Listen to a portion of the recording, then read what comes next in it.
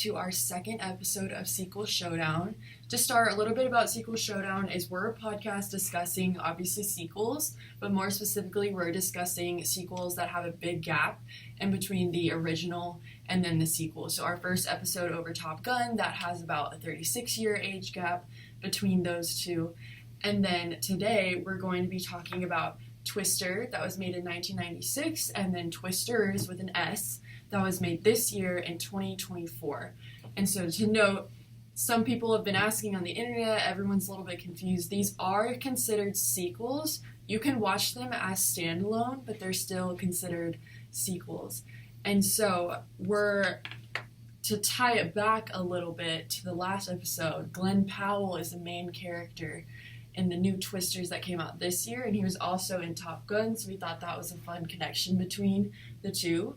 And so I feel like to start it off, we have to talk about the CGI, because obviously a movie about tornadoes, you're not going to have real tornadoes in these movies. A lot of it is going to be computer generated, and there is a big difference from a movie made in 1996 and a movie made today, because that's a 28-year difference, and obviously our technology has evolved a lot. So we're going to discuss a little bit about the CGI. Yeah, so in the first movie, Twister, there was a lot of CGI, obviously, because you can't have real tornadoes being filmed. And so one of the ways in the first movie that they used to simulate like tornado winds and all that stuff was they had giant fans around one set, and it was able to create the wind effect like a real tornado. And so what was interesting is they did something similar in Twisters, the second movie. However, they were able to like increase the power of the wind because they were able to use jet engines instead of just like wind fans and all that stuff. And so the winds in the second movie were able to reach up to like 170 to 180 miles per hour.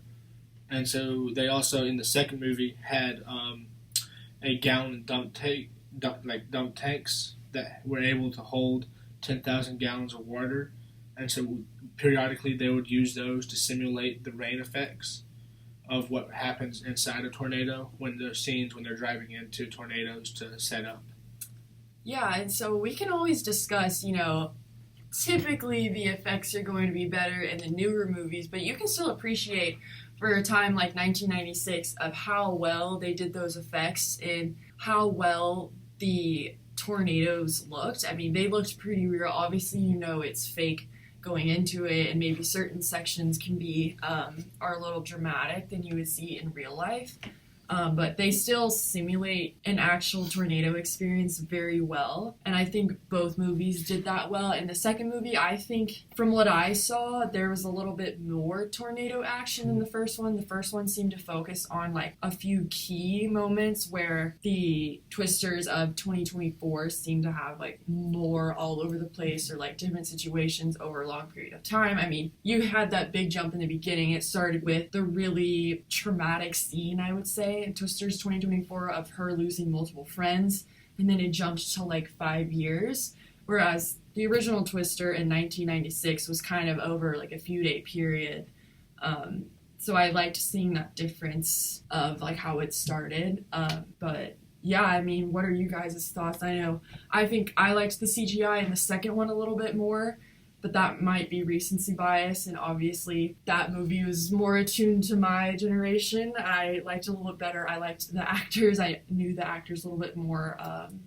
So yeah, what are your thoughts? I definitely like the second one better, but it also is because it's more recent and they have a lot more technology to just make it as cool as it was. In the first one, I didn't think it was as realistic. I could kind of see that it was kind of fake, but in the second one, I thought it was a lot more realistic and cooler to see.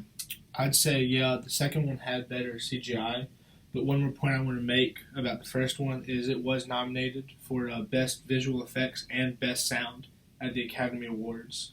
And so for a movie of what they're trying to make, of like trying to showcase tornadoes and the effects of them without like having great CGI, it's still an accomplishment to be able to be nominated for Best Visual Effects. Yeah, definitely. And it does show, because surprisingly enough, the first Twister grossed about $495 million worldwide, where the second Twisters in 2024 grossed about 371 million worldwide. And again, this came out a lot more recent, but I think it came out in July, and it's October now, and it still grossed over 100 million less than the original. So I think the original was kind of something new and like really a little advanced for its time, I would say. Obviously they were still doing movies like that very well, but I don't think there was anything like it out there, and it was a new idea of people just who didn't realize that was something that you could do. I've even seen where professional storm chasers nowadays say that really kick-started a new generation of those because people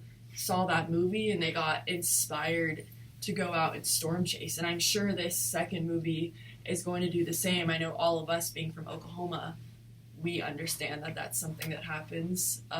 We live here, we see tornadoes, but yeah, I think a lot of people probably who don't live in Tornado Alley don't realize that people actually go out and chase them. They might think that it is just something for the movies, but that there is a professional aspect. And I also really love the science aspect of it. And I actually saw a professional, I can't recall his name, he actually said that while you can appreciate the original for what it kickstarted, the second movie in 2024 actually was a lot more scientifically accurate. The first one, I feel like I didn't see as much of their science team per se as you did. They had a lot bigger presence because they were kind of going head to head in the second movie, and they would, in the first movie, they would kind of just throw out science terms like randomly, whereas in the second movie, this professional storm chaser said it was a lot more accurate because they like genuinely explained the science and behind weather and like why these tornadoes were happening and why they believed that they could lessen it. So what are your guys' thoughts? I thought the science aspect was really cool. Yeah, I'd say the science aspect was cool, especially in the second one, just because a lot of the stuff they did on like the screen, not even part of the science also, but about the professional aspect of storm chasing. Like I didn't know, after watching the second movie, I was talking with my buddies, and I didn't think that it was going to be as realistic because of like drilling down into the ground to like stabilize yourself. And so I was talking with someone who does storm chase. He's like, yeah, there's people that do that all the time. That's a really common way to like make sure you're grounded so you don't like fly away and all that stuff. So I thought being able to translate that from real life into the movie was amazing. I thought the second one definitely taught you a lot more about storm chasing and about tornadoes, especially for the people who, like you said, aren't from Oklahoma or aren't from tornado areas. I thought I learned a lot more from it, even though I'm here in Oklahoma right now. Like you said, like staking into the ground, all the different things that go into storm chasing and what goes into tornadoes, because I don't really know too much about them, the science behind them. Yeah.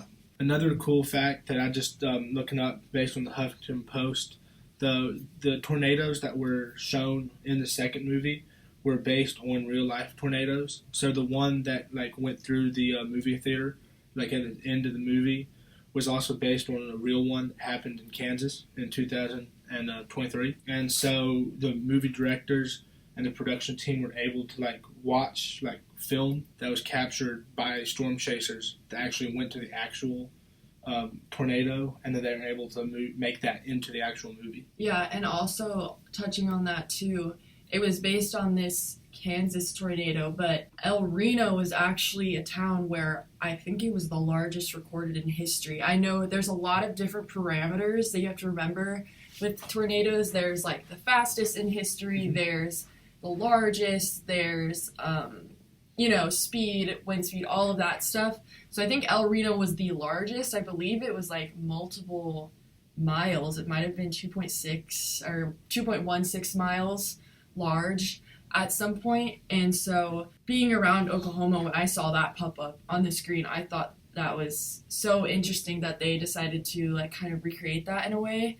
Because I know I watched it with my dad in the movie theater. He didn't know anything about that, so it was cool to have that personal aspect of, I did not experience El Reno, but I've heard about it being in Oklahoma, and that was a very devastating tornado, so it kind of made the scene more realistic because that town really did experience. And then obviously for the movie aspect, that was more of the climax of the movie where she finally had her science figured out, and that was when she stopped the tornado before it became really bad. But I thought that was a really cool aspect that they added there.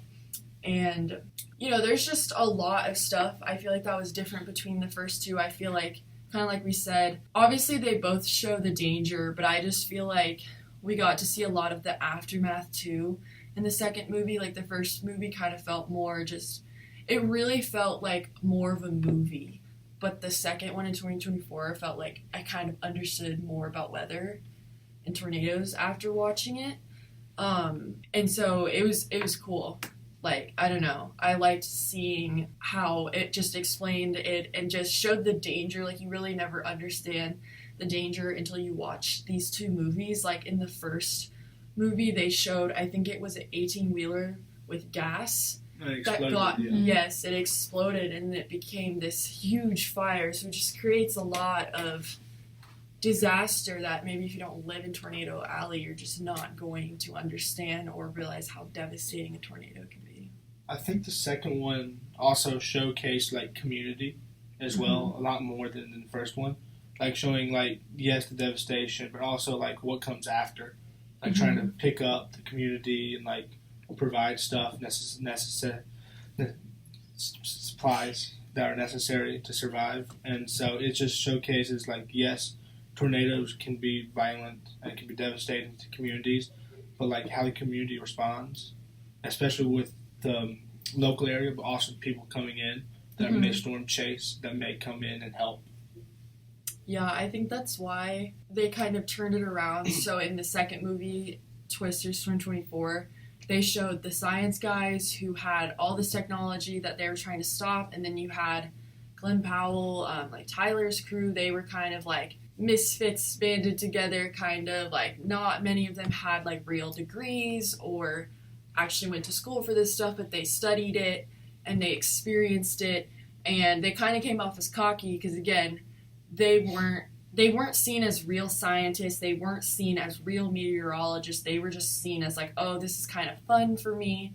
But then you got to see that, well, they were actually more involved in the community, and they weren't selling these shirts because they were cocky. They were selling all of this merch because they were using the money to like provide food for these communities that has just been devastated. Whereas science crew were teamed up with this businessman who was taking over this ruined land and building something new, whereas the families were devastated because they just lost their homes. So I thought the sense of community was a really awesome aspect, because that is sometimes all that these people have after something like this happens.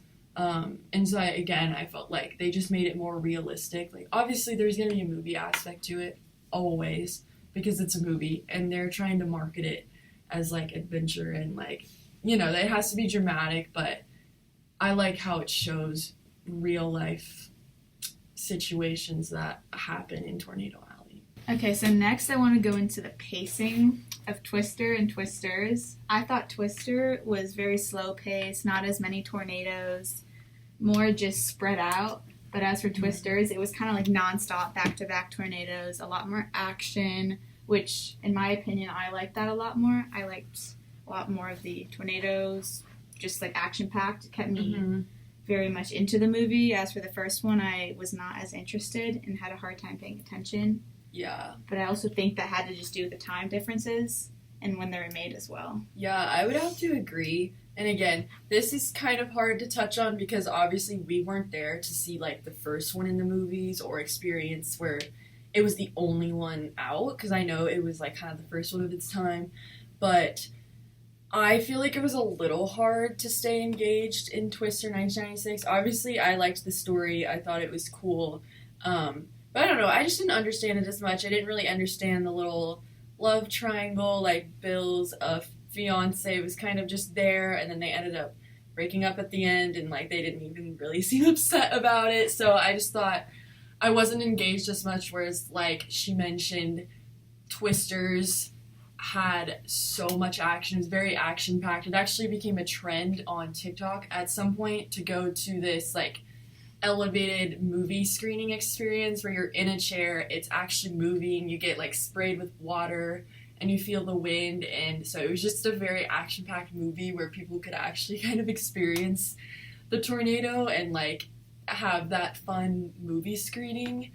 And so I don't know, I liked that pacing a lot better, and I feel like there was still kind of a love triangle in Twisters 2024, but it was kind of predictable who she was going to end up with, because, you know, you have the cocky cowboy, and then you have the meteorologist. She's actually a scientist. She was pretty standoffish at first. She was still dealing with that traumatic situation from the beginning where her boyfriend died, but then you kind of see them warming up to each other. She realized he's a good guy, and they didn't include it in the movie, but I do think they had like a kiss off screen that was deleted. So a lot of people were kind of upset that they didn't end up together, but like they kind of technically did because that scene was deleted, and you can assume, I mean, the movie was pacing it that way.